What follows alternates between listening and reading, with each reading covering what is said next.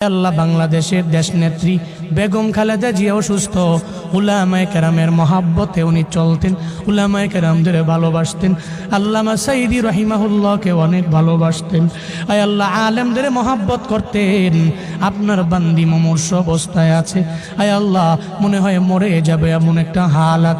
আয় আল্লাহ এই ক্লান্তি লগ্নে ওনার বাঁচার বড় দরকার, আপনি হায়াতে তৈয়বা দান করে দেন আল্লাহ। আয় আল্লাহ জীবনে উনি যে ভালো কাজগুলো করেছেন, আয় আল্লাহ এই ভালো কাজের উসিলায় আপনি সিহতে আফিয়ত দান করেন। আয় আল্লাহ সিহতে আফিয়ত আজলা কামেলা নসিব করে দেন আল্লাহ। আয় আল্লাহ সারা দেশের মানুষেরা উনার জন্য দোয়া করে। কেন দোয়া করে? আয় আল্লাহ ভালো মানুষের জন্য দোয়া করে।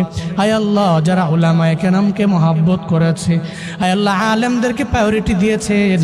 আয় আল্লাহ উনি বলেছে উলামায়ে কেরামরা জঙ্গি না, জীবনও জঙ্গি হতে পারে না। বাংলাদেশের উলামায়ে কেরাম নিয়ে যে কথা বলতে পারে সে উলামায়ে কেরামের অবশ্যই শুভাকাঙ্ক্ষী।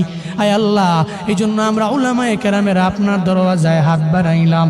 আপনার বান্দিরে আপনি সিহতে আফিয়ত দান করেন, আজলা কামেলা নসিব করে দেন রে আল্লাহ। আর যদি বিদায় বেলা এসে যায়, আয় আল্লাহ কালেমা পড়তে পড়তে কালেমার সাথে ঈমানের সাথে আপনি মরণ নসিব করিয়েন রে আমার আল্লাহ।